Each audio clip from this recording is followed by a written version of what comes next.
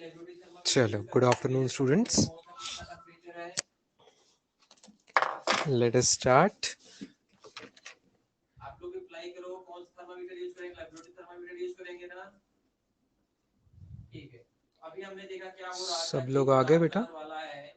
देखते हैं मुझे कौन कौन दिख रहा है। तेजल है, इशिता, श्री उद्यान, पूर्वा, अनुजा, इंद्रजीत, ऋतुज, ऋषिकेश, ओम, ओंकार, औदुंबर, निषाद, तनिष्क, प्रताप सिंह, श्रिया पाटिल, सुशील फड़तरे, प्रतीक्षा, आदित्य राउत, पंकज राउत, रेवती, प्रिया शिंदे, शिशेल शिंदे, वेदांत और मृदुला, ये लोग मुझे दिख रहे हैं। कौन मुझे नहीं दिख रहा है अभी तक?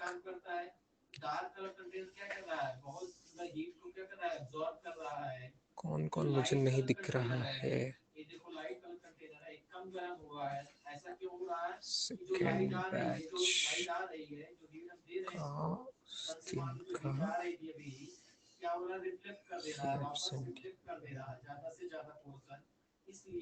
आदित्य निकम नाम का स्टूडेंट कहाँ है? समृद्धि चौहान, विनय, आदित्य घाड़गे कहाँ है? यहाँ तक क्लियर हुआ दोनों पॉइंट। जो डार्क ऑब्जेक्ट, आदित्य तूपे कहाँ है? सोनिया, ईशान, देवयानी, अथर्व, मानसी, प्रणव, ये लोग कहाँ पे है?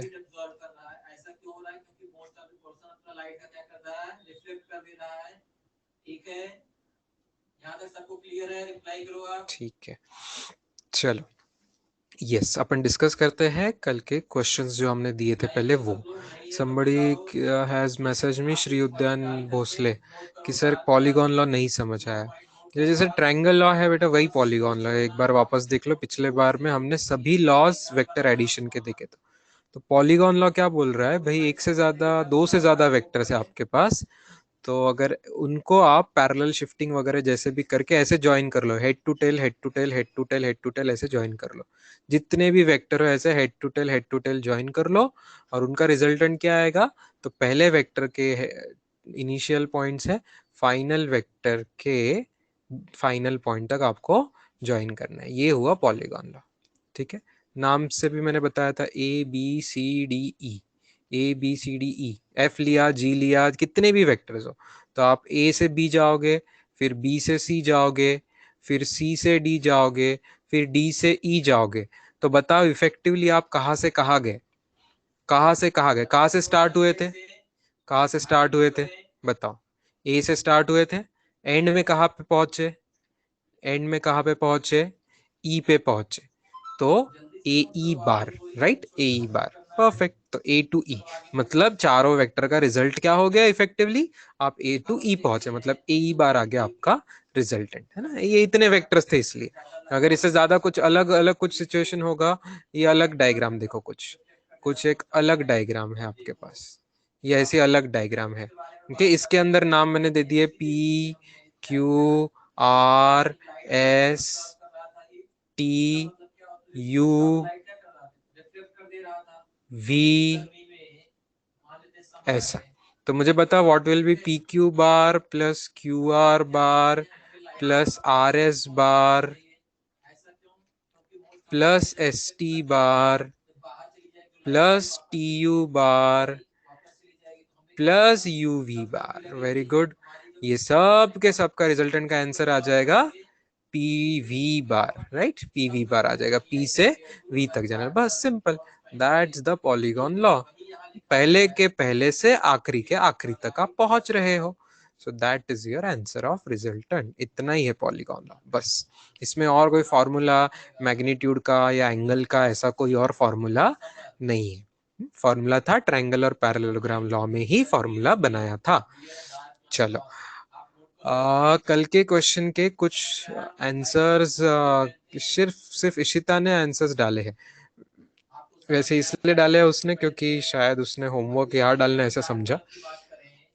आई हैड नॉट आस्क्ड कि यही डालना है। चलो, कुछ लोग आ गए जिनके मैं नाम ले रहा था। बेटा जल्दी आया करो, टाइम पे आया करो, साक्षी पवार, विनय सालुंके, पार्थ गावंडे अभी आया, श्रेयस लोकरे भी लेट आया, कार्तिक, साक्षी, अभिषेक सोनटके, कुछ लोग मैंने नाम लिए थे और वो आए हैं, कुछ नहीं आए अभी तक और भी। ठीक है, I am sharing the full screen, that means we can see what questions we had. And ये सॉल्यूशन इसने भेजे अपने को, इशिता ने ग्रुप पे भेजे हुए सॉल्यूशंस है, उसके आंसर्स मैं उसी से बता देता हूँ सबको। चलो, उसने बहुत अच्छे से क्वेश्चन भी लिखे हैं, क्वेश्चन भी लिखे हुए हैं, तो क्वेश्चन नंबर B1 वगैरह वगैरह, यहाँ से B1 कहाँ से शुरू हो रहा है देखिए।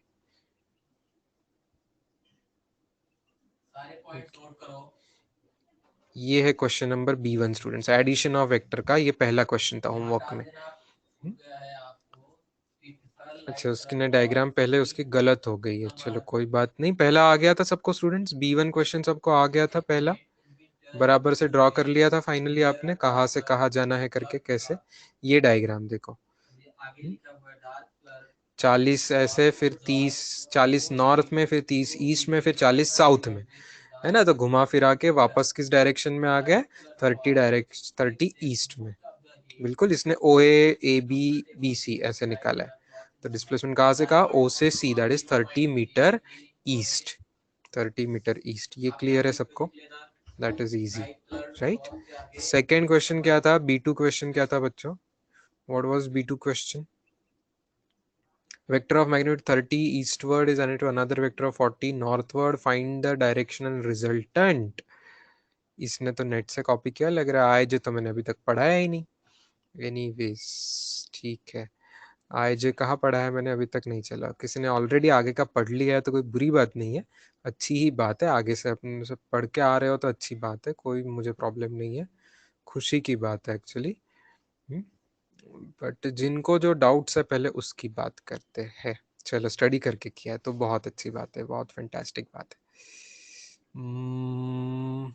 B7 डाउट करके कोई पूछ रहा था, B7 क्या है, the vector sum of two force P and Q is minimum when theta is between their positive directions is. ठीक है, ये बताता हूँ मैं आप लोगों को, ये इनडायरेक्टली तुझे समझ में आ ही गया, जिसको पांचवा क्वेश्चन समझ में आया उसको सातवां भी समझ में आएगा स्टूडेंट्स।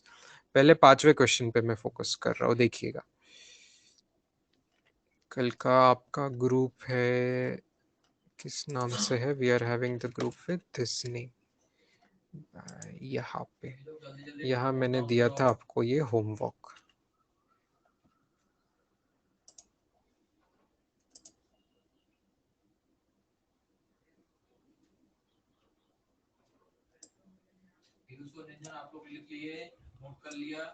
चलो, कल हमने जो बहुत सारे क्वेश्चन किए थे स्टूडेंट्स, 3 और 4 के 7 वाला क्वेश्चन किया था, याद आ रहा है आपको? 3 वेक्टर, 3 न्यूटन वाला वेक्टर, 4 न्यूटन वाला वेक्टर, जब सेम डायरेक्शन में लिया था तो आंसर आ जा रहा था 7 न्यूटन, ये सबसे बड़ा आंसर आ रहा था, याद आ रहा है? और जब हमने इसमें का एंगल उल्टा लिया था, दैट इज 3 न्यूटन को उल्टा करके 4 न्यूटन ऐसे अपोजिट डायरेक्शन में लिया था, तब हमारा सबसे छोटा आंसर आया था रिजल्टेंट का 1 न्यूटन।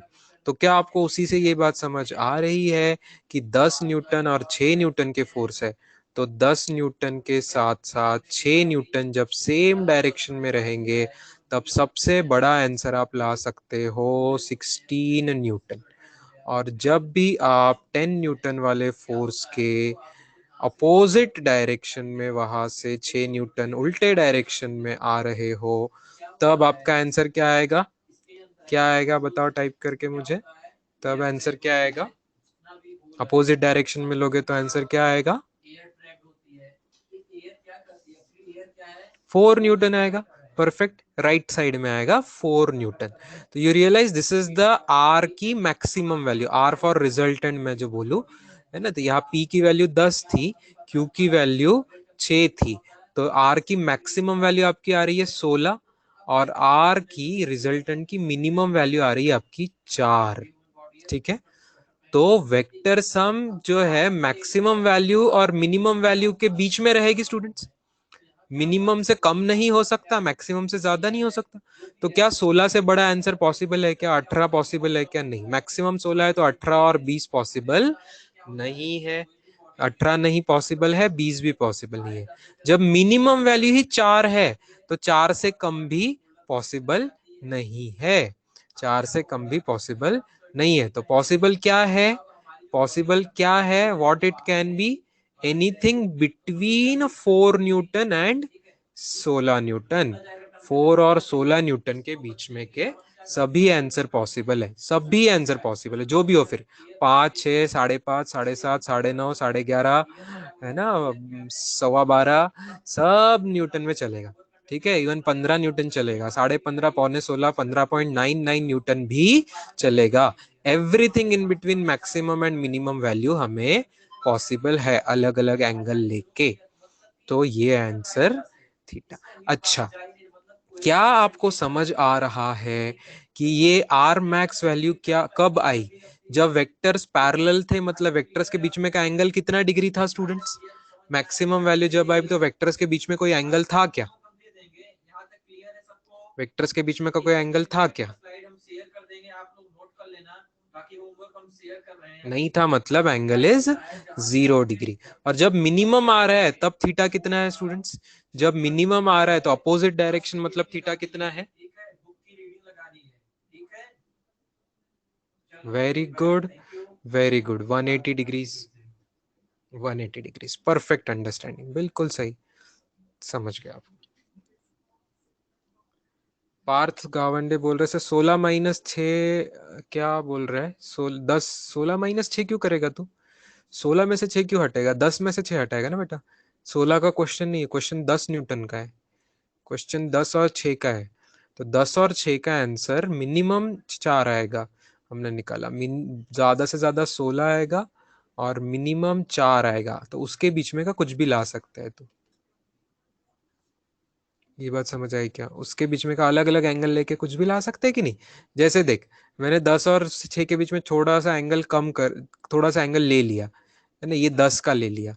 और मैं तुझे चाहिए 10 और 6 16 नहीं चाहिए सर, थोड़ा मुझे कम चाहिए, तो थोड़ा तिरछा कर दे। थोड़ा तिरछा करके तू ये लेंथ को 10 और 6 के रिजल्टेंट के लेंथ को 15 ला सकता है। बिल्कुल ला सकता है, 14, 15, 13 जो चाहिए वो ला सकता है। जो चाहिए वो ला सकता है। तुझे चाहिए कि रिजल्टेंट सर और छोटा चाहिए मुझे, अच्छा, तो ले ले भाई, ये 10 ले ले और ये 6 ले ले, ऐसा थोड़ा सा तिरछा ये करके तू रिजल्टेंट का आंसर भी छोटी सी लेंथ ला सकता है, 10 ला सकता है। तो बोलेगा नहीं नहीं सर, मेरे को और भी बहुत छोटा चाहिए, और छोटा चाहिए। ठीक है भाई, ले ले, जितना छोटा चाहिए उतना ले ले। तुझे ये 10 ले ले, ये 6 वाला और ऐसे पीछे ला के नजदीक लेके आ, सो दैट तेरा रिजल्टेंट बेचारा सिर्फ 5 वैल्यू का है, मान ले फॉर एग्जाम्पल 5 न्यूटन का है, ऐसा भी ला सकता है। तो सब कुछ ला सकता है, 16 से कम, 16 से कम और 4 से ज्यादा सब कुछ ला सकता है। बीच में की सब भी वैल्यू ला सकता है, एंगल अलग अलग बदल के। ठीक है, एंगल की वैल्यू अलग अलग हम बदलते गए, हर डायग्राम में एंगल की वैल्यू बदल दी है। Clear? yes, that's what the question was about. Now coming to B7. B7, the vector sum is minimum when the theta between their positive directions is, अरे अभी आपने जवाब बता दिया स्टूडेंट्स। जब वेक्टर सम की एडिशन मिनिमम का ही रहेगी। सम की एडिशन मिनिमम कब रहेगी? When they are in opposite direction, opposite vectors जब रहेंगे, अपोजिट डायरेक्शंस रहेंगे, तब थीटा कितना रहता है? How many degrees? आपने आंसर बताया 180 डिग्रीज, 180 डिग्रीज। ओके, चलो, क्या आपको पता है इसी को, डिग्रीज को एक अलग यूनिट भी होता है एंगल का, कॉल्ड एज रेडियन। तो और 180 degrees is equal to pi radian होता है, ये क्या सबको पता है? Everybody knows? यस, पता है। ट्रिग्नोमेट्री पढ़ने वाले मैथ्स वालों को पता है। मेडिकल स्टूडेंट्स पता है। पिछले यूनिट्स डायमेंशन चैप्टर में रेडियन पढ़ते समय आपने पढ़ा था, रेडियन क्या होता है? स्टैंडर्ड सप्लीमेंट्री क्वांटिटी का यूनिट, प्लेन एंगल का यूनिट रेडियन होता है। तो वो रेडियन और डिग्री का ये कन्वर्शन है, 180 degrees is equal to pi radian. ठीक है, तो यहाँ पे आंसर जो है बाय डिफॉल्ट कुछ नहीं बोलेंगे तो ये आंसर रेडियन में है।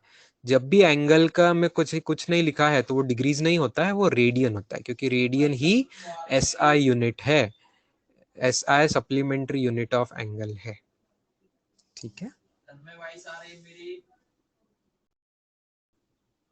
चलो तो ये लिख लीजिए, जिनको नहीं पता था ये बॉक्स करके आप लिख लेना है ऊपर। तो नेचुरली अगर बड़ा लेंगे 360 डिग्री लेंगे तो कितना रेडियन आता है, 2 पाई रेडियन। 360 डिग्री होगा 2 पाई रेडियन, 180 डिग्री होगा पाई रेडियन। कोई ने बोला 90 डिग्री तो उसका पाई का और आधा, पाई बाय 2 रेडियन ऐसा हो जाएगा। समझ में आ रही बात है? तो ये चीजें सब उससे आ जाती है। एक चीज याद रखोगे, पाई रेडियन इज 180 डिग्री, तो बाकी सब उसका डबल, ट्रिपल, 1/3, 1/4 वगैरह करके आप निकाल सकते हो। स्टैंडर्ड वाले सब एंगल्स आप निकाल सकते हो।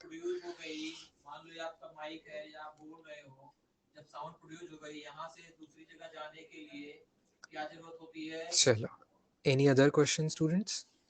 किसी को कल के इसका कोई और क्वेश्चन डाउट करके है? थर्ड विच यू गिव,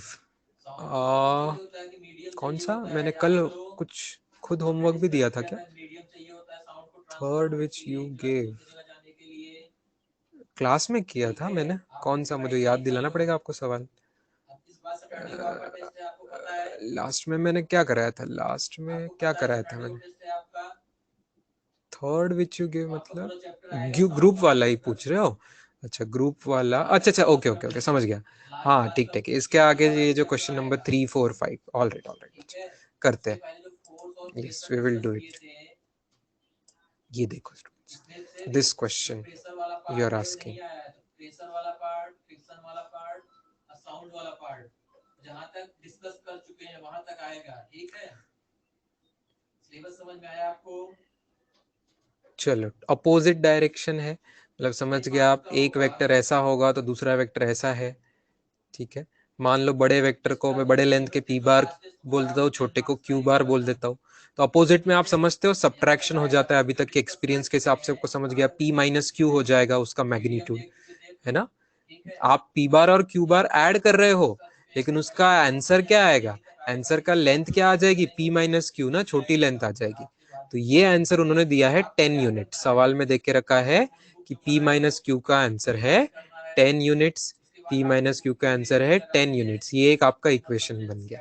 अच्छा, if they act right angles, ओहो, अगर राइट एंगल है तो पी बार ऐसा होगा, 90 डिग्रीज पे क्यू बार ऐसा होगा, तो तब रिजल्टेंट कैसा आएगा स्टूडेंट्स? जब यहाँ पे रिजल्टेंट ऐसा आया था आर बार, तो इस केस में का रिजल्टेंट कैसा आएगा? इस केस में का रिजल्टेंट इस तरीके से आएगा। तो क्या इस बार आर की वैल्यू ये आएगी, अंडर रूट से आएगी स्टूडेंट्स?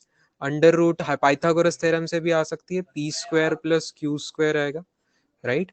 तो P square plus Q square का आंसर दिया है 50। ठीक है ना, क्वेश्चन में दिया राइट एंगल पे जाएंगे तो रिजल्टेंट 50 यूनिट का है। ओके, तो P square plus Q square से आ रहा है 50। तो दो इक्वेशंस को मैंने अंडरलाइन किया, एक पी माइनस क्यू और एक under root of P square plus Q square. क्या आपको पी और क्यू की कोई वैल्यूज गैस हो रही है इस पर से? इन इक्वेशन को सॉल्व करने की मेथड है मैं बताऊंगा, लेकिन अगर किसी को इजीली गैस हो जा रहा है कि पी और क्यू की वैल्यू क्या होगी, तो बहुत आसान है स्टूडेंट्स। हिंट दूं आपको मैं एक? Very good, hint is Pythagorean triplet, Pythagoras triplet. क्या 50 से आपको कुछ याद आ रहा है? क्या 3, 4, 5 पाइथागोरस का ट्रिपलेट होता है? क्या सबको 3 square plus 4 square equal to 5 square है, ये याद है? तो बच्चों, क्या 30 स्क्वायर प्लस 40 स्क्वायर भी 50 स्क्वायर नहीं क्या होगा स्टूडेंट्स? होगा ना।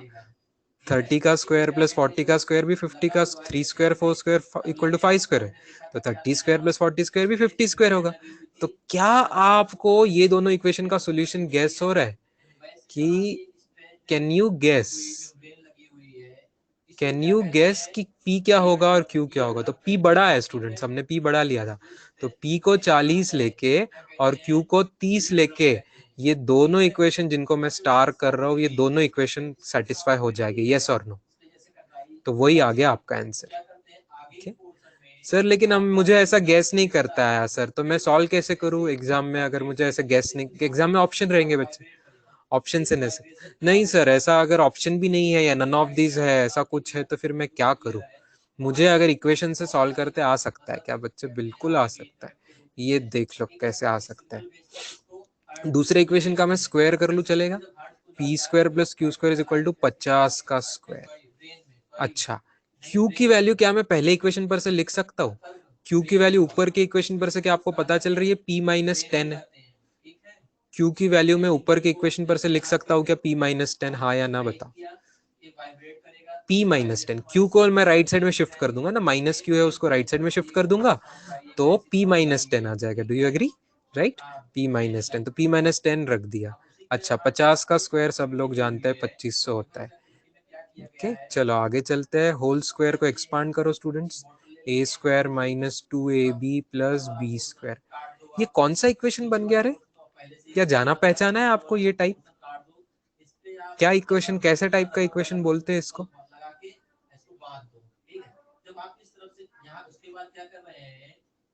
कॉड, कौन सा इक्वेशन है? क्या इक्वेशन बोलते हैं इसको? नहीं नहीं नहीं नहीं, क्वाड्रेटिक इक्वेशन है ना स्टूडेंट्स, क्वाड्रेटिक इक्वेशन है। Right, minus 2400 is equal to 0 आ रहा है, दो दो से भी डिवाइड हो जाएगा तो P square minus 10p minus 1200 equal to 0। Quadratic का आपको याद है स्कूल टाइम से आप फैक्टर निकालते थे कि अगर प्रोडक्ट ही आना चाहिए और सम माइनस 10, सम माइनस 10 आनी चाहिए और प्रोडक्ट माइनस 1200 आना चाहिए, ऐसे फैक्टर्स ढूंढते थे। ठीक है, तो आपके इस बार फैक्टर आ जाएंगे, देखो माइनस 40 और प्लस 30, ये आपके फैक्टर्स आ जाएंगे। तो p की वैल्यू 40 आ जाएगी या तो माइनस 30 आ जाएगी। लेकिन क्या कभी p निगेटिव हो सकता है? लेंथ ऑफ अ वेक्टर कभी निगेटिव होती है क्या? नहीं। Therefore p is equal to 40 ये करेक्ट आंसर आएगा। ठीक है, p is equal to 40 correct answer आएगा। और फिर p को आप पुट कर दो कोई इक्वेशन में, तो q की वैल्यू क्या आ रही थी? p माइनस 10, p माइनस मतलब 40 माइनस 10 करके 30 है q का, तो सॉल्व करके भी आता है। डायरेक्ट गेस वर्क जो कर पाएगा इजीली ट्रिपलेट का याद करके, तो उसको बहुत आसान हो गया, नहीं तो इक्वेशन सॉल्व करके आएगा। Cool students, clear to all? Nice, चलो गुड। लिख लीजिए, किसी को मेथड लिखने की इच्छा है तो लिख लीजिए। Noted, good.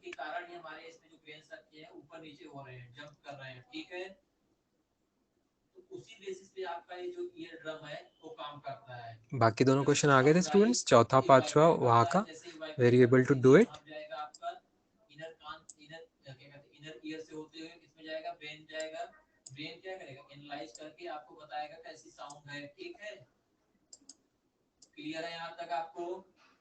चौथा और पांचवा हो गया था आप लोगों से, तो very nice. Fifth you want to check? चलो तो एक बार फिफ्थ क्वेश्चन में दिखा दूंगा। ओके, फिफ्थ वाले बारे में आप थोड़े से श्योर नहीं हो, बता देता हूँ बच्चों, फिफ्थ भी एक बार डिस्कस कर लेते हैं फिर आगे बढ़ेंगे।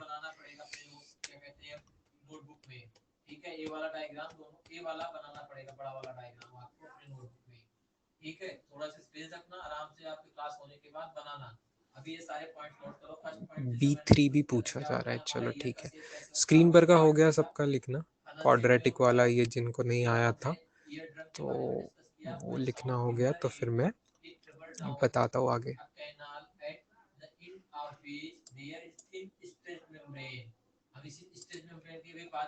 चलो B3 सवाल आ रहा है। अच्छा, B3 सवाल भी देख लीजिए बच्चों। B3 question is like this, two vectors are inclined at angle theta have resultant C bar. देखो, एक तो ट्रायंगल लॉ से करेंगे या तो पैरेललोग्राम लॉ से करेंगे। यहाँ पे मान लो ये ए बार है, ये बी बार है, और उनमें का एंगल थीटा है। मैंने टेल टू टेल ज्वाइन किया तो उनमें का एंगल सीधे से थीटा दिखाऊंगा, तो ऑब्वियसली है उनका रिजल्टेंट मुझे कैसे निकालते आएगा? पैरेललोग्राम लॉ से निकालते आएगा। और रिजल्टेंट का आंसर क्या बोल रहा है उन्होंने, सी बार बोला है ना, रिजल्टेंट उनका सी बार है, तो इसका नाम हो जाएगा C bar. It makes beta angle with the A bar. अच्छा भाई ठीक है, उनकी मर्जी, जो एंगल बोलेंगे वो ठीक है, लेकिन उसका कोई काम नहीं लग रहा है। अच्छा आगे सवाल देखिए, डायरेक्शन उल्टी कर दिए बोल रहे हैं। Direction of A bar and B bar are interchanged. Direction of A bar and B bar are interchanged. If directions of A bar and B bar are interchanged, then the resultant will have the same.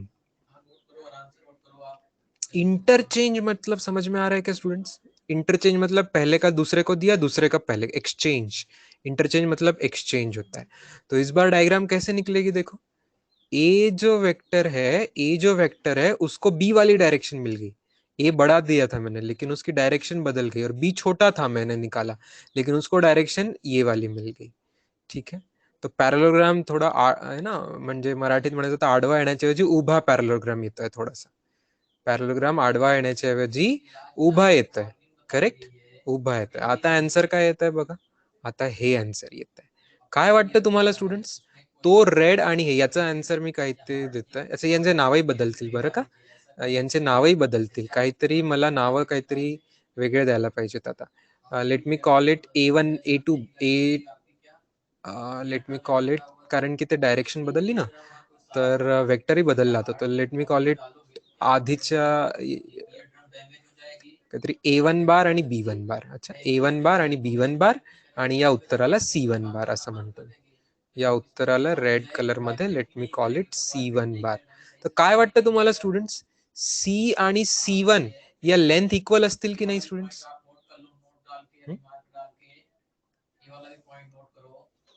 Correct, correct, कारण जी गोष्ट आडवी आहे ती गोष्ट उभी झाली आहे।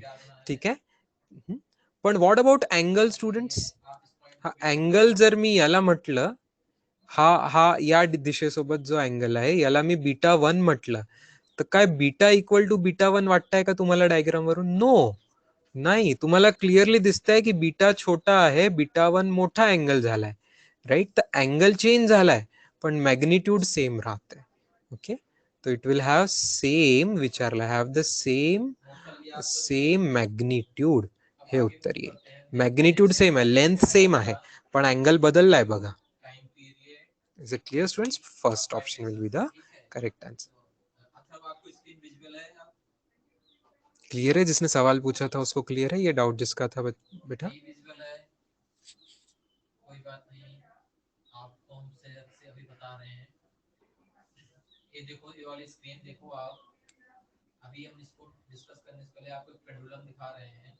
Pendulum कैसे ऑसिलेट कर रहा है, मतलब कैसे जा रहा है, ऊपर नीचे जा रहा है, ध्यान से देखो। चलो गुड। ये पेंडुलम गार्ड पकड़ा हुआ है आदमी, उसके बाद इसको छोड़ रहा है, ध्यान देना।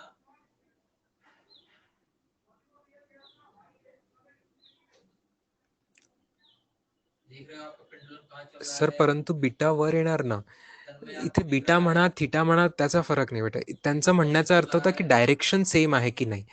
तर मी ही आडवी डायरेक्शन घेतली, ही आडवी हॉरिझॉन्टल डायरेक्शन आहे, for example this is east and this is माझा वेस्ट आहे समजा, तर मला बघायचं आहे की आधीचा माझा सी बार आणि C1 बार हे जे रिझल्टंट आहेत लाल रंगाचे रिझल्टंट, हे सेम डायरेक्शन मध्ये आहेत की नाही, म्हणजे मी हॉरिझॉन्टल ईस्ट वेस्ट डायरेक्शनशी कम्पेअर करेल की ते वर सेम अँगल आहे की नाही। त्याला बीटा नाव दे, अल्फा 1 नाव दे, थीटा 1 नाव दे, काही पण नाव दे, तुला पाहिजे तर मी आन्सर थीटा म्हणून देतो त्याला, त्याला थीटा म्हटलं तर beta is not equal to theta, whereas beta is less, नाव काही पण दे, नावाला इथे इम्पॉर्टन्स नाहीये, इम्पॉर्टन्स आहे की तो झुकला, अँगल सेम नाहीये, आडव्या सोबतचा अँगल वाढला, सेकंड केस मध्ये अँगल वाढला म्हणून दिशा बदलली, डायरेक्शन चेंज झाली, that is important, right? Clear? Yes, true, nice, good. तसं त्याचं म्हणणं बरोबर आहे की सर बीटा आपण हा अँगल बिटवीन सी बार आणि ए बार घेतला होता, तर आता C1 बार आणि A1 बारचा अँगल बीटा घ्यायला पाहिजे, करेक्ट? असं, true, that is correct, that is correct actually. तिथे अँगल वेगळा होऊन जाईल. जो इथला खालचा अँगल होता तो तिथे वरचा गेला, तो तिथे वरचा होता तो इथे खालचा आला. त्यांच्याकडे अँगल बदलला. That is important. म्हणजे दिशा बदलली. That is the thing. तुम्ही रेकॉर्डेड लेक्चर्स अपलोड नाही केले आहेत बेटा? आहे recorded lecture upload. Saturday Sunday दोन्हीचे आहेत लेक्चर्स रेकॉर्डेड. कोर्सेस सेक्शन मध्ये दिसतात तुम्हाला. कोर्सेस नावाचं सेक्शन राहतं, हे इथे बघा. हे here you go. Home page माझ्या ह्याच्यात असं होम पेज येत आहे. तुमच्या ह्याच्यात ते कोर्सच्या मध्ये नावाने क्लिक करून याच्यावर क्लिक करायचं. 11 सेकंड या तुमच्या बॅचचं नाव आहे. सेकंड म्हणून 11च्या पुढे ND असं दिलेलं आहे ना. तुमच्या कोर्सचं नाव असं दिलं आहे सध्या मुद्दामून. सेकंड बॅच तुमची 10 मेला सुरू झालेली बॅच. तर 10 मे 21 असं जिथे कोर्सचं नाव येतं तर पूर्ण कोर्सेसवर तुम्ही क्लिक करायचं. त्याच्यानंतर तुम्हाला लेक्चर्स दिसतात. ते सगळे लेक्चर्स तुम्हाला दिसतील. दिस ऑल लेक्चर्स आहे देअर. बघा हे 29 मेचं पण आहे दुपारचं लेक्चर. आपलं शनिवारचं इंट्रोडक्शन टू वेक्टर्स आणि वेक्टर ऍडिशन बद्दलचं जे रविवारचं सकाळी 9 वाजताचं लेक्चर आहे दॅट इज ऑल्सो अवेलेबल. ठीक.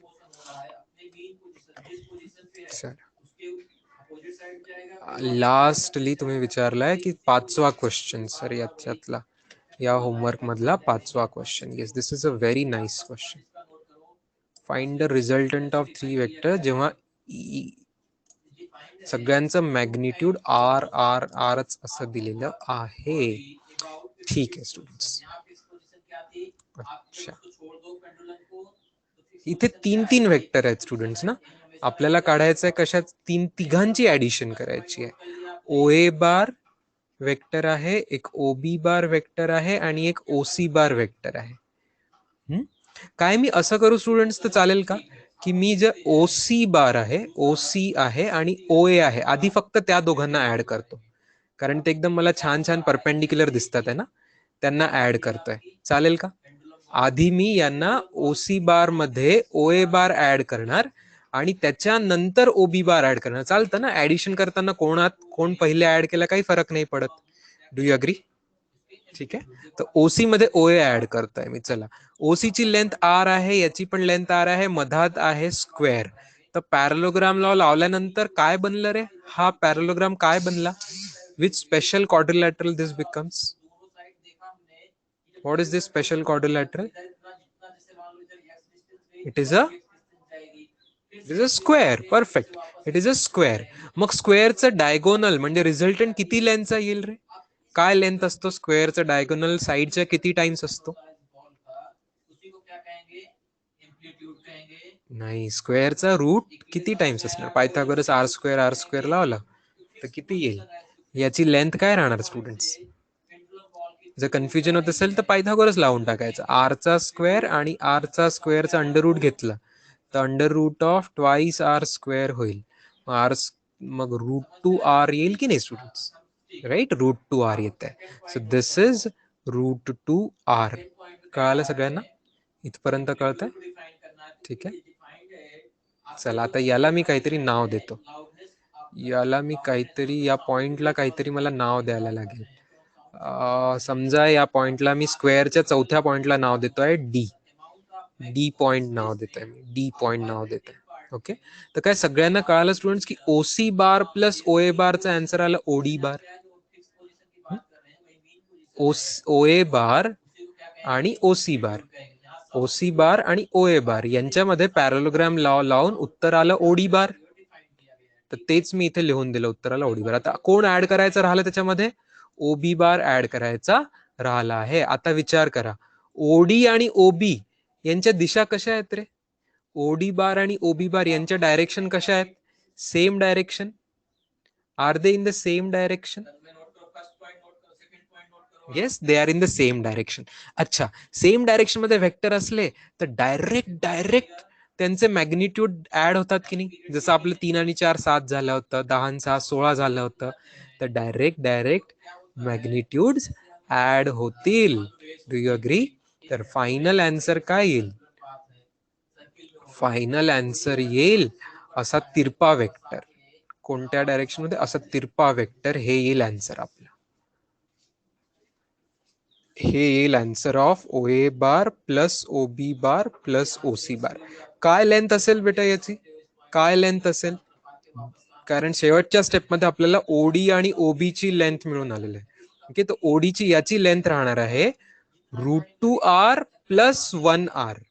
√2r plus 1r. हे कळतंय का बघा? ओडीची लेंथ होती √2r.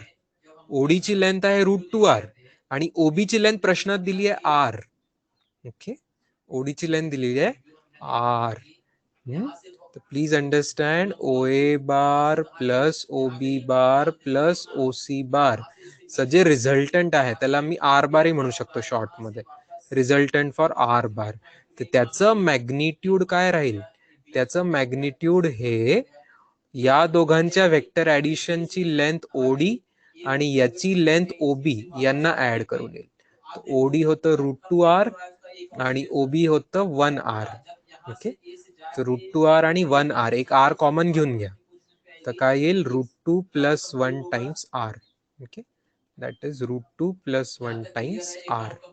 हे आलं final answer. Is it clear students?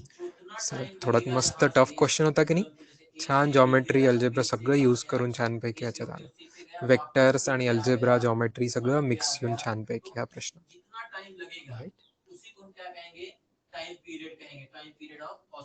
Yes, this was a tough question. म्हणून हा शेवटचा प्रश्न. जनरली शेवटचे प्रश्न टफ क्वेश्चन असतात. This was the last question I give you for the homework. Yes.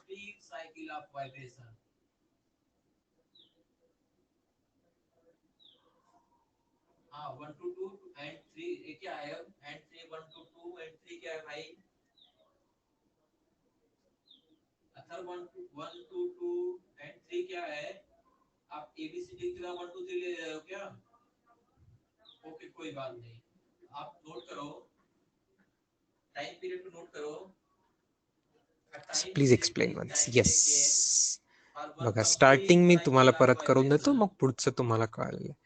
आपल्याला विचारलाय प्रश्न resultant of 3 vectors O A O B O C. Diagram मध्ये बघा तिघांच्या लेंथ इक्वल आहेत आर आर आर, पण दिशा वेगवेगळ्या आहेत. त्याच्यामुळे आन्सर काय सरळ सरळ R and R and R 3r येणार आहे का? नाही, कारण डायरेक्शन वेगवेगळ्या असल्या आता रिझल्टंटचा वेगळा फॉर्म्युला आहे, तो वेगळे लॉज लागतात वेक्टरचे, हे आपल्याला माहिती आहे, जे की आपल्याला मागच्या वर्षापर्यंत हे लॉज माहिती नव्हते, या वर्षी आपल्याला माहिती आहे. सो मी काय केलं, ओसी आडवा वेक्टर आहे आणि ओ ए आडवा वेक्टर, तर त्या दोघांना आधी ऍड केला. या दोघांना मी पहिले ऍड केला. इझी टू ऍड ना, हे दोन्ही इझी टू ऍड आहे, कारण की त्यांच्यामध्ये मस्त स्क्वेअर बनून जाणार जो तुम्हाला दिसतो. ठीक आहे, तर ओसी आणि ओ ला मी सरळ मस्तपैकी ऍड केला पॅरलोग्राम लॉनी. ठीक आहे, त्याच्यात तो स्क्वेअर बनली डायग्राम. त्या स्क्वेअरचा जो चौथा व्हर्टेक्स होता त्याला मी डी नाव दिलं बेटा. तर याचा अर्थ काय आहे की ओसी बार आणि ओ ए बार मिळून आन्सर आलं ओडी बार. तर 3 पैकी 2 वेक्टर मी ऍड करून टाकले. तर त्याच्यात तिसरा उरला कोणता? ओबी उरला. बस ओबी ऍड करून टाकला. तर ओबी हा त्याच दिशेत आहे 45 डिग्री वाल्या दिशेमध्ये ज्याच्यात ओडी आहे. म्हणजे ओडी वेक्टर आणि ओबी वेक्टर हे सेम दिशेतले वेक्टर आहेत. त्यांचं मॅग्निट्यूड सरळ सरळ ऍड होऊन जाणार. एकाचं √2r आहे, एकाचं √2r मॅग्निट्यूड आहे आणि एकाचं आर मॅग्निट्यूड आहे. तर सरळ सरळ ऍड झाले. का बरं? कारण ते सेम दिशेत आहेत, सेम दिशेतले वेक्टर आहेत. ओडी ज्या दिशेमध्ये आहे ओबी पण त्याच दिशेमध्ये आहे, सेम डायरेक्शन. तर सेम डायरेक्शनचे वेक्टर असले तर सरळ सरळ मॅग्निट्यूड ऍड होतात. म्हणून √2r आणि 1r हे ऍड झाले सरळ सरळ. Is it okay Rituj?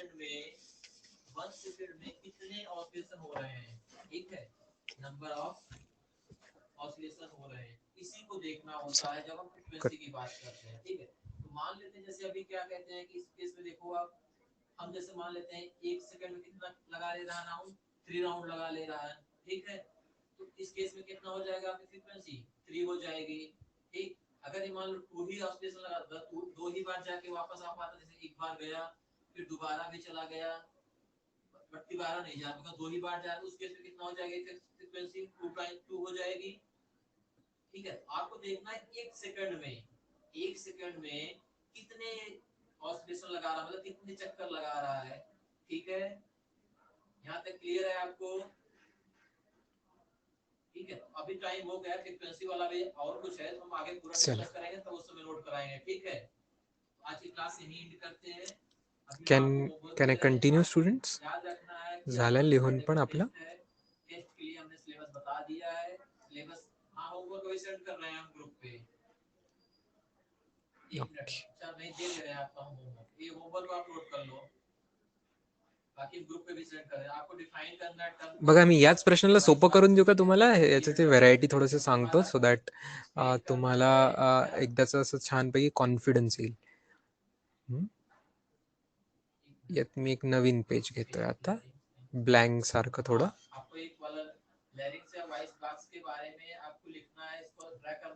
बघा या प्रश्नात, मागच्या प्रश्नात 3 वेक्टर्स होते. जर ते 3 वेक्टर असे असते स्टुडंट, सरळ सरळ आर आर आर चे है ना, small R small R small R, ठीक आहे, तर सांगा मला आन्सर काय आलं असतं? त्या तिघांचा रिझल्टंटचा आन्सर काय आलं असतं? रिझल्टंटचा आन्सर काय आलं असतं सांगा? सेम डायरेक्शन मध्ये असते. पहिल्याला दुसरा जोडला असा, दुसऱ्याला तिसरा जोडून टाकला, सरळ सरळ आर आर आर चे जोडून टाकले, तर मग आन्सर काय आलं असतं स्टुडंट्स? पूर्ण याचं रिझल्टंटचं लाल रंगात आन्सर काय आलं असतं? लेंथ काय आली असते? विचार करा. सगळे सेम दिशेत आहे तर काय आलं असतं?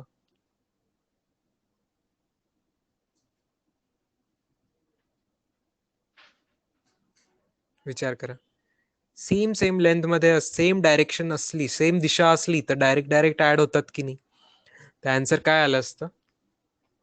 3R आलं असतं. Perfectly correct. Every now so many students have answered it. Answer आलं असतं 3R. परफेक्ट. आता जर मी प्रश्न थोडासा असा बदलला असता की चला एक आर इकडे आहे, एक आर या दिशेला आहे आणि एक आर उलट दिशेला आहे, मग आन्सर काय आलं असतं स्टुडंट्स? सांगा बरं, मग आन्सर काय आलं असतं? 1R. Very good, 1R. बहुत अच्छे स्टुडंट्स. ठीक आहे, पहिला आणि दुसरा आर मिळून 2R झाले असते आणि तिसरं त्याला सबट्रॅक्शन झालं असतं. Very good. अच्छा, जर मी आता प्रश्न असा विचारला की एक आर इकडे, एक आर अजून समोर आणि एक आर असा त्याला परपेंडिक्युलर आहे, ठीक आहे, मग आता सांगा बरं मला, आता रिझल्टंट काय आला असतं? हा रिझल्टंट काय आला असता? किती लेंथ आली असती याची? सांगा बरं.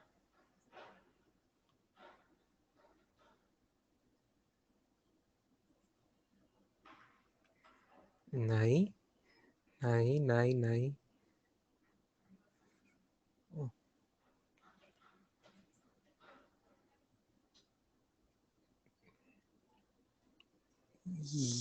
येस येस येस, हे सध्याचे 2 उत्तर आल्या चॅट बॉक्स वरती. They are, that's a perfect answer. बघा पायथागोरस सारखं यू वुड हॅव ना, तर √5R उत्तर येईल. परफेक्ट. पायथागोरसने तुम्ही काढाल तर √5R, पायथागोरस थेरम लावाल, राईट अँगल ट्रायंगल आहे तर असं उत्तर आलं असतं. अच्छा, अजून एक डायग्राम सांगतो मी तुम्हाला. एक आर असा असता, एक आर असा असता आणि एक आर असा असता, मग काय उत्तर आलं असतं स्टुडंट्स? मग काय उत्तर आलं असतं? किती मॅग्निट्यूडचं उत्तर आलं असतं?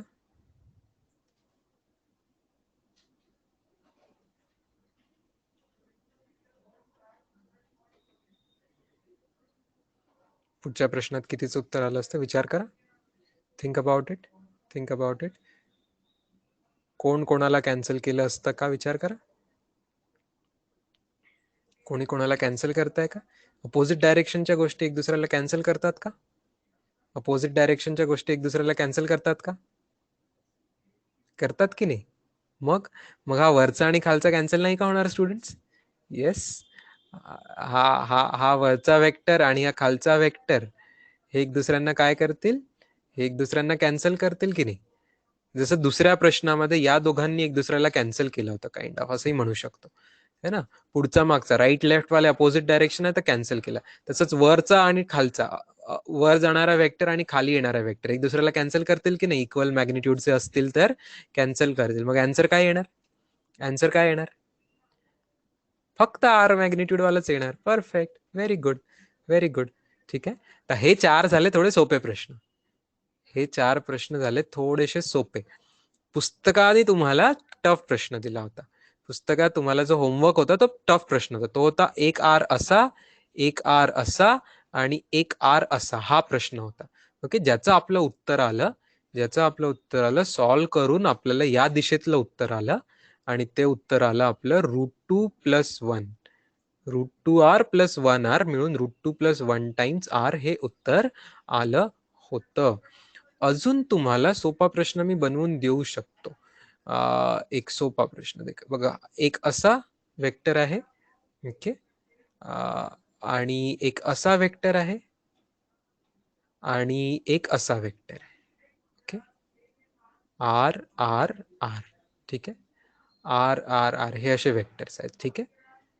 ओके, बाकी सगळे अँगल चांगले चांगले आहेत, सगळे अँगल चांगले चांगले आहेत. 60 डिग्री अँगल आहे, हा 60 डिग्री अँगल आहे, 60 डिग्री अँगल आहे, ठीक आहे. अँगल्स इक्वल आहेत, 60 डिग्री 60 डिग्री 60 डिग्री असे, ठीक आहे. या 3 दिशांमध्ये वेक्टर आहे. कोणी सांगू शकेल आन्सर किती मॅग्निट्यूडचा येईल? Very good, perfect. Answer will be right side मध्ये 2r. का बरं 2r आन्सर येईल? कारण की पॉलिगॉन लॉ लागेल. पहिल्या वेक्टरच्या पहिल्या पॉइंट पासून फायनलच्या फायनल पर्यंत जोडायचं. It's like a polygon law. Do you agree? 3 vector add करायचे होते. तर पहिल्या वेक्टरचा पहिल्या इनिशियल पॉइंट पासून शेवटच्या वेक्टरच्या फायनल पॉइंट पर्यंत जॉईन करायचं. तर असं जॉईन केलं असतं तुम्ही, तर असं असं डॉट डॉट डॉट हे उत्तर आलं असतं, विच इज नथिंग बट वरती इक्विलॅटरल मुळे असं होऊन जाईल. अजून एक सोपा प्रश्न देतो स्टुडंट्स तुम्हाला. वन मोर सोपा. खरंच सोपा आहे का बघूया की कठीण वाटतं तुम्हाला. आर आर आर, आता सांगा या तिघांचं ऍडिशनचं आन्सर काय आलं असतं?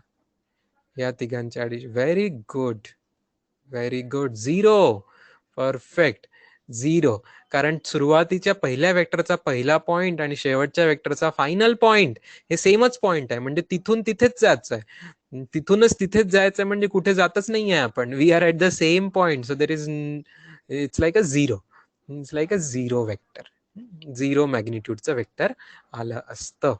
बहुत अच्छे. आता कळायला लागलं थोडं थोडं, छान वाटतंय, राईट? कॉन्फिडन्स येतोय ऍडिशन मध्ये कसं करायचं म्हणून, right? You are realising this. Various laws आपल्याकडे आहेत आणि याने तुम्ही करू शकता. Great. Now I will come to vector subtraction. That is our next topic today, right? Vector subtraction.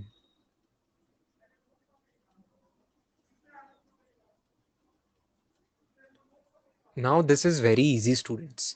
Addition ज्यांना समजलेलं आहे तर vector subtraction becomes very easy. बघा कसं, तुमच्याकडे एक वेक्टर आहे पी बार, ओके, आणि दुसरा वेक्टर आहे क्यू बार, आणि आपला टार्गेट आहे की आपल्याला काय फाइंड करायचं आहे? आपल्याला फाइंड करायचं आहे पी बार मायनस क्यू बार. आधी समजून घ्या students, P bar minus Q बार सोल्युशन, ठीक आहे. असा प्रश्नच बनवून टाकला आपण आणि त्याला उत्तर करूया, ठीक आहे. काय असं लिहिलं तर चालेल का students? P bar minus Q bar म्हणजेच P bar added to something, added to something. Instead of subtraction, if I want to do addition, तर मी काय ऍड करायला पाहिजे? सेकंड वेक्टर पी बार मध्ये काय ऍड करायला पाहिजे? जसं की तुम्ही शाळेत करत होता, शाळेत तुम्ही करत होता 5 + -2 केलं तर इट इज सेम ॲज 5 - 2 होतं की नाही? आठवतं की नाही? येस, अल्जेब्रामध्ये असं यायचं की नाही? सिंपल नंबर्स ऍडिशन करण्यामध्ये असं यायचं की नाही? तसंच इथे पी बार मायनस क्यू बार करायचं, तर मी काय ऍड करू सांगा बरं? ब्रॅकेटमध्ये काय लिहू? वरती ब्रॅकेटमध्ये काय लिहिले तर चालेल? परफेक्ट, मायनस क्यू बार, ठीक आहे. पूर्ण बोलायला लागेल, मायनस कॅपिटल क्यू बार, ठीक आहे. मायनस कॅपिटल क्यू बार, कारण वेक्टर आहे बरं का. आता फक्त नंबर नाही आहे, वेक्टर आहे तो. तर P bar plus minus Q. अच्छा, मला सांगा स्टुडंट्स, डायग्राम मध्ये तुम्हाला क्यू बार दिलेला आहे बघा. मी डायग्राम मध्ये क्यू बार काढलेला आहे, तर मायनस क्यू बार वेक्टर कुठे राहील? हा वेक्टर कसा राहील? कसा राहील किंवा कुठे राहील सांगा बरं? कसा दिसेल तो डायग्राम मध्ये? टाईप करून सांगा मला, तुम्हाला काय वाटतं, असं डिस्क्राईब करा की तो वेक्टर कसा राहील किंवा कुठे राहील.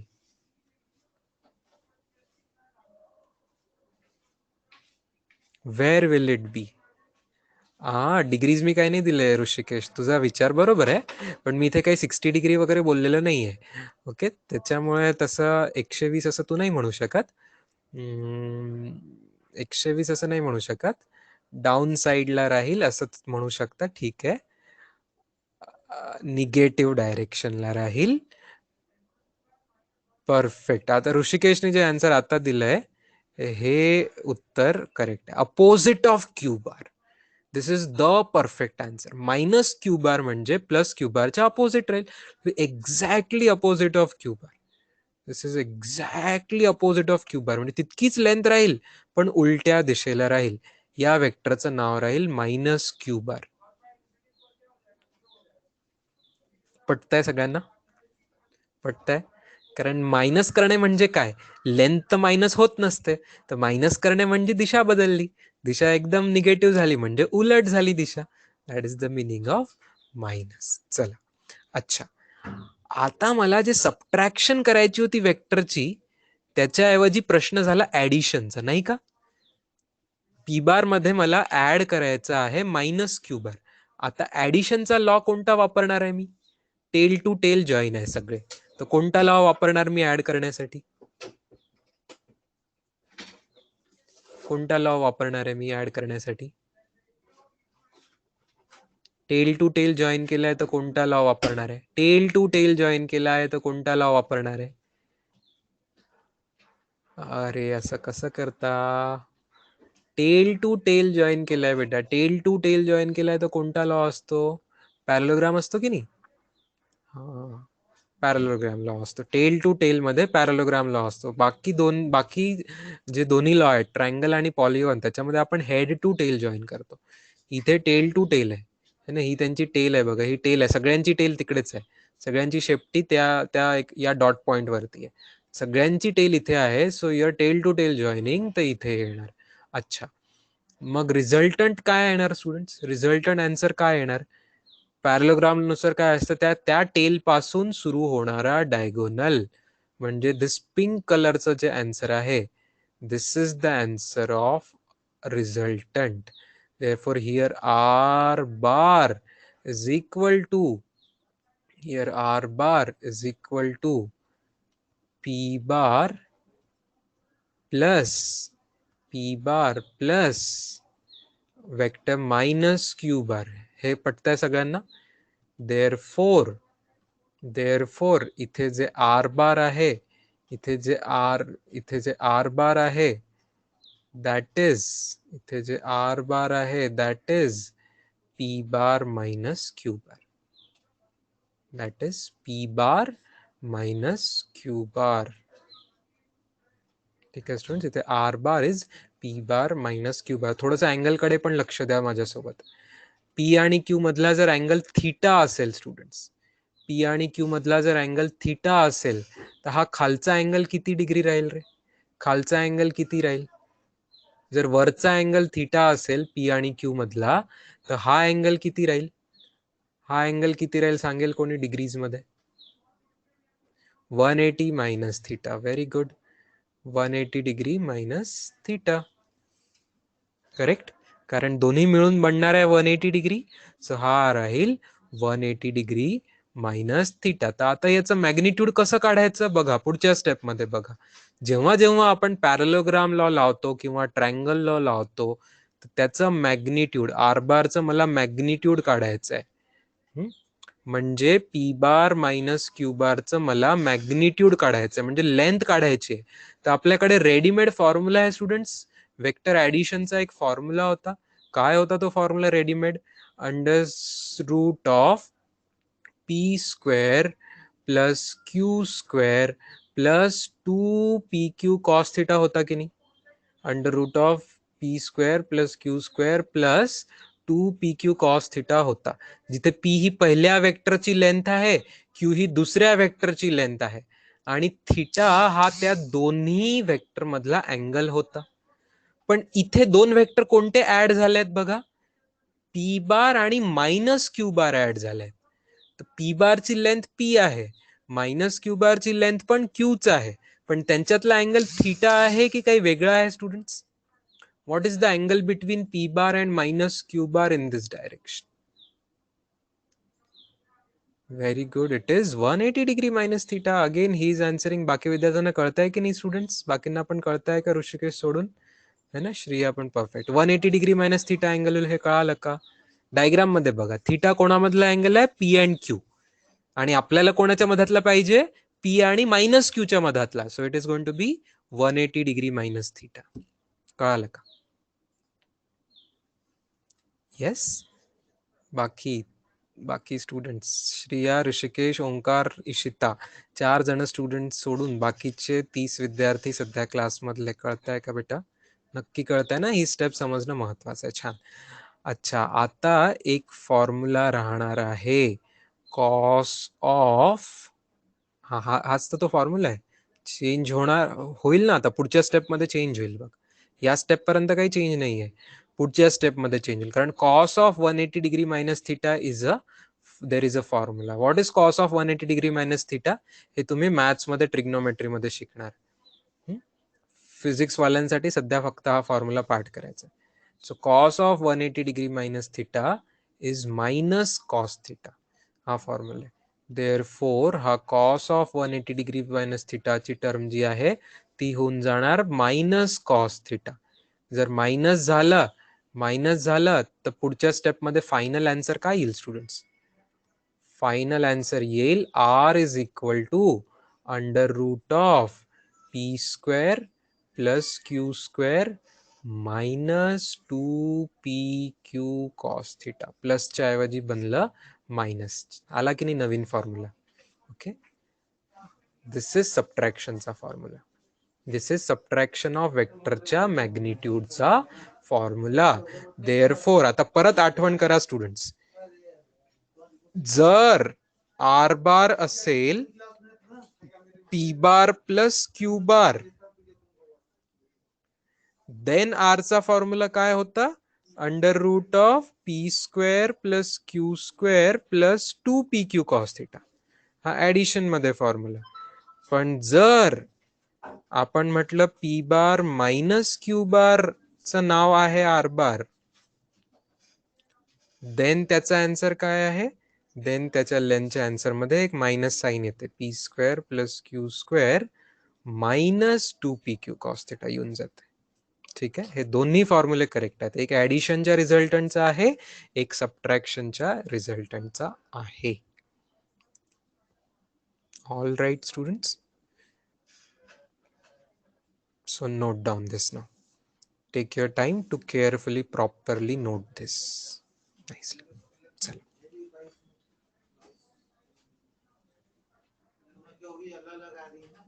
ठीक, I'll wait for others to note down. Everybody will note down in 1 or 2 minutes. Yes.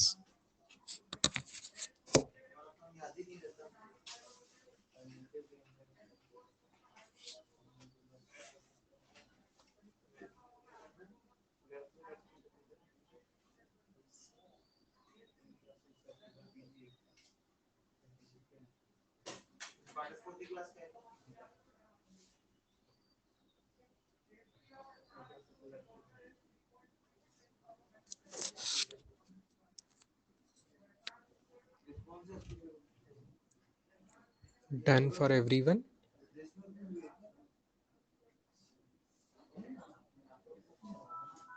I'll wait. Yes, I'll wait a while. करा.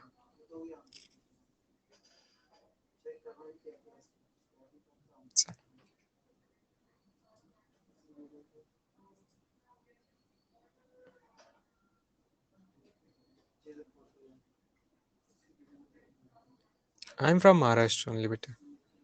That's why I'm speaking Marathi fluently.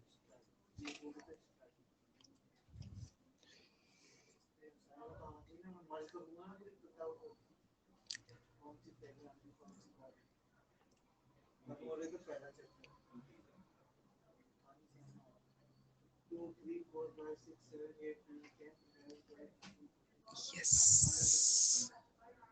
So now next page I am coming to. Just note down the next page. That's the final answer.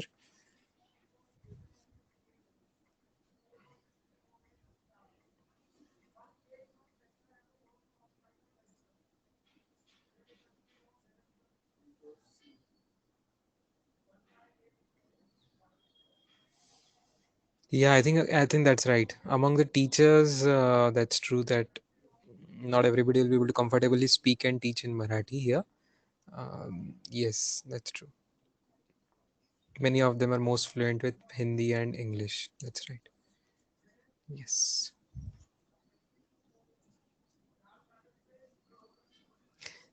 चलो, fantastic. Clear सगळ्यांना. छान. नाव next page वर आपण काय करूया? Next page वर आपण काय करूया? क्वेश्चन्स करूया? क्वेश्चन्स करूया. क्वेश्चन्स पण करूयात, पण क्वेश्चन्सच्या अगोदर एक एक स्पेशल केस मला सांगायची आहे तुम्हाला. एक स्पेशल केस मला तुम्हाला सांगायची आहे. कधी कधी तुम्हाला काय देतात स्टुडंट्स? कधी कधी तुम्हाला देतात की दोन्ही वेक्टरची लेंथ इक्वल राहते. पी आणि क्यू ची लेंथ इक्वल राहते. ठीक आहे, पी आणि क्यू ची लेंथ इक्वल राहते. वेक्टरची दिशा वेगवेगळी असेल, डायरेक्शन वेगवेगळी असेल, समजा डायरेक्शन वेगवेगळी असेल, पण दोघांची लेंथ इक्वल राहील. लेंथ इक्वल राहील. ठीक आहे, लेंथ पी आणि लेंथ क्यू इक्वल राहतील. ओके, त्याच्यामुळे हा पॅरलोग्राम काय बनेल? रोम्बस बनून जाईल स्टुडंट. हा जर पॅरलोग्राम मी घेतला तर it will become a rhombus because you are having a equal side. So if P is equal to Q, right, if P is equal to Q, त्या केसमध्ये P bar plus Q bar जेव्हा मी करणार आणि त्याचा magnitude घेणार, तर त्याचा आन्सर जे आहे under root of P square. Carefully बघा, मी लिहायला वेळ देणार आहे. P square plus Q square plus 2pq cos theta. ठीक आहे, हे बनणार. याच्यामध्ये क्यू आणि पी इक्वलच आहेत आता, तर मी क्यू ला पण पी लिहून दिलं तर चालेल का स्टुडंट्स? क्यू ला पण पीच लिहून दिलं तर P square plus 2p into P into cos theta. चालेल? चालेल स्टुडंट्स, क्यू आणि पी लेंथ इक्वल आहेत म्हणून. ठीक आहे, गुड. अंडर रूट मध्ये येऊन जाईल 2p². पहिली टर्म येऊन जाईल पहिल्या दोघांची ऍडिशन जाईल 2p² आणि पुढची टर्म राहील 2p² कॉस थिटा. ठीक आहे, तर रूटच्या आतमध्ये 2p² कॉमन पण येऊन जाऊ शकतं. 2p² कॉमन आलं तर उरलं काय? 1 प्लस कॉस थिटा. उरलं काय? 1 प्लस कॉस थिटा. आणि thanks to trigonometry once again, हे मॅथ्सवाल्या मुलांना परत येणार आहे मॅथ्समध्ये, ते शिकतील. बाकी मुलांना हे फॉर्म्युले सध्या पाठ करून लक्ष ठेवेल. ट्रिग्नोमेट्रीमध्ये तुम्हाला 2 अजून फॉर्म्युले येतात जे सध्या कामात येतील. एक 1 प्लस कॉस थिटा जर आला तर it is 2 cos square of theta by 2. हा प्रूफ सोबत येईल जेईच्या मुलांना. याचा प्रूफ पण आहे तुम्हाला, सर शिकवतील मॅथ्समध्ये. बाकी स्टुडंट्सना फक्त हे लक्षात ठेवायचं आहे. याचं याच पेजवर काम येणार आहे आणि काही ठिकाणी अजून काही चॅप्टर्समध्ये फिजिक्समध्ये येईल. म्हणजे प्रूफची गरज नाही आहे तुम्हाला. हे 2 स्पेशल पिंक कलरचे फॉर्म्युले आपण यात यूज करणार आहोत. सध्या त्यातला पहिला यूज होणार आहे स्टुडंट्स, कारण आपल्याला 1 प्लस कॉस थिटा आलं. तर करा, काय येईल? Under root of 2p² into 2p² into 1 plus cos थिटाला काय लिहू मी? 2 cos square theta by 2. 2 cos square theta by 2. तर आज झालं 2 दोन्ही 4 झालं की नाही स्टुडंट्स? रूटच्या आतमध्ये 2 इंटू 2 4 होऊन जाईल. तर 4 चा रूट काय येणार? 2. p² चा रूट p आणि बाकीचा root cos of theta by 2. तर magnitude of P bar plus Q bar is this. So what is the bracket of formula 1 plus cos theta? ब्रॅकेटच्या आतमध्ये थिटा बाय 2. थिटा बाय 2 अर्धा angle, जो angle theta असेल त्याच्या अर्धा angle, theta divided by 2. Okay, angle अर्धा होऊन जातो, theta divided by 2. ठीक आहे, या ब्रॅकेटमध्ये आहे थिटा डिवायडेड बाय 2, अर्ध्या अँगलच्या कॉसचा स्क्वेअर होतो.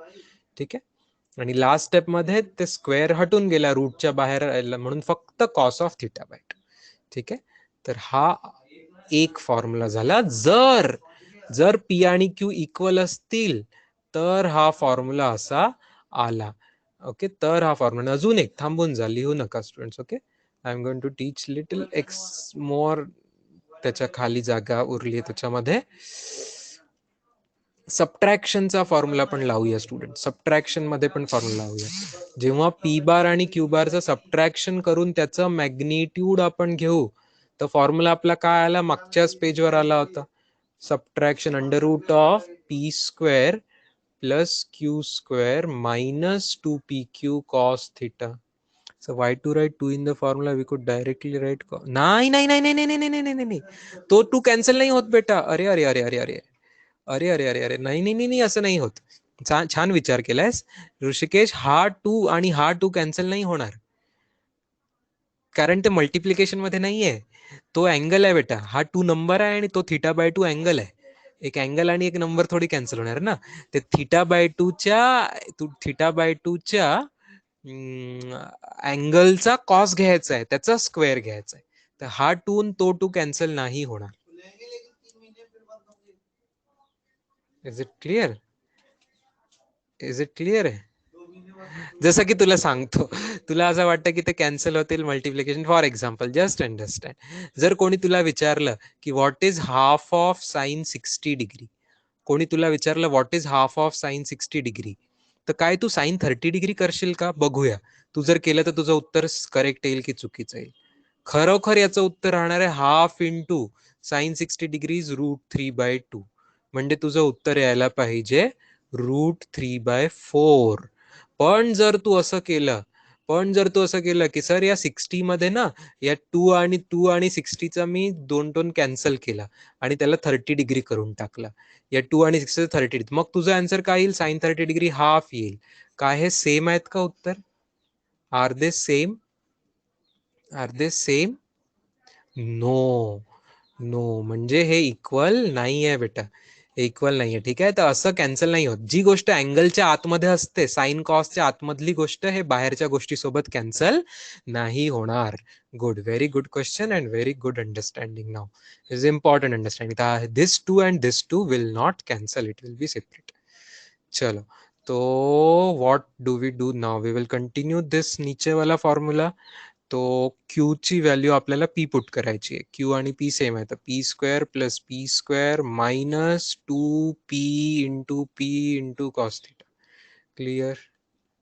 सो what it will be next class? Under root of 2p square minus 2p square cos theta. म्हणजे कॉमन 2p स्क्वेअर घेतला तर 1 मायनस कॉस थिटा. आता बघा, पिंक कलरचा सेकंड फॉर्म्युला यूज होणार की नाही याच्यामध्ये? पिंक कलर मधला सेकंड फॉर्म्युला यूज होणार की नाही? 1 मायनस कॉस थिटाचा फॉर्म्युला काय होता बघा? It was double of sine square of angle theta by 2. Sine square of angle theta by 2. तर रूट घेऊन पुढे शेवटी काय येतंय बघा? 2 दुनी 4, 4चा √2, वरती पी स्क्वेअर पण होता, तर पी स्क्वेअरचा √p आणि साइन स्क्वेअर वाल्याचं रूट फक्त sine of angle theta by 2. So this is the formula. हे तुम्ही मेडिकल स्टुडंट, स्पेशली ज्यात मेडिकल स्टुडंट्स आहे ना, तुमची जी चैतन्यास बुकलेट आहे त्याच्यामध्ये हे फॉर्म्युले छान पैकी गोल्डन पॉइंट्स म्हणून लिहून दिलेले आहेत. I will show you if you want. Page number सहित मी तुम्हाला दाखवेल. गोल्डन पॉइंट्स, गोल्डन की पॉइंट्स नावाचं हेडिंग असतं तुमच्या बुकलेटमध्ये, थेअरी असते, त्याच्यामध्ये हे फॉर्म्युले आहेत. प्रूफ नाही दिलाय जसं मी सांगितलं, पण हे फॉर्म्युले येतात असं लिहून दिलंय त्याच्यामध्ये. नोट करून घ्या. मग आता क्वेश्चन करू याच्यावरती आपण.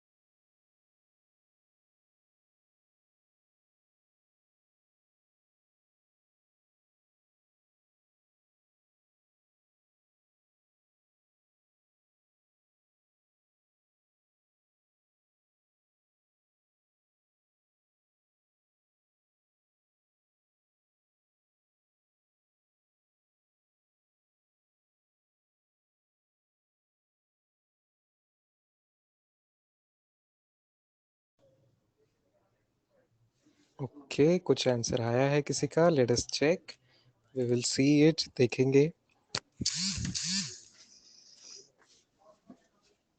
हिंट मैंने आपको दी है कुछ तो भी, कि वेक्टर जब ट्रिपल हो जाएगा तो क्या होगा एंड ऑल। मुझे लग रहा है आपका पूरा आंसर नहीं आया है स्टूडेंट्स, पूरा आंसर नहीं आया है, ये आपका आंसर अभी अधूरा आंसर है। ठीक है,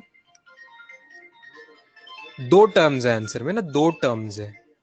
तो पहले टर्म का आंसर क्या आएगा, पहले टर्म का आंसर आएगा अंडर रूट ऑफ पहला वेक्टर पी बार का मैग्नीट्यूड 4 है, 4 का स्क्वायर प्लस 3 क्यू बार का मैग्नीट्यूड 9 हो जाएगा, तो 9 का square plus 2 into 4 into 9 into cos cos कितना डिग्री, 60 डिग्री। ये पहली ब्रैकेट का आंसर आएगा। और दूसरा ब्रैकेट भी एक आएगा स्टूडेंट्स, दूसरा ब्रैकेट वेक्टर सब्ट्रैक्शन है, राइट। दूसरा ब्रैकेट वेक्टर सब्ट्रैक्शन है, दूसरा ब्रैकेट में कौन से लेंथ का, 8 लेंथ का वेक्टर और 3 लेंथ का वेक्टर सब्ट्रैक्शन है। 2 into 8 into 3 into cos of 60 degrees.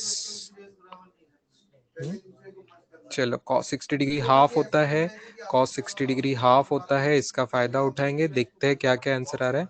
Root of 16 plus 81 plus 36। चलो बहुत अच्छे स्टूडेंट्स, √133 ये बिल्कुल पहले ब्रैकेट का सही जवाब था।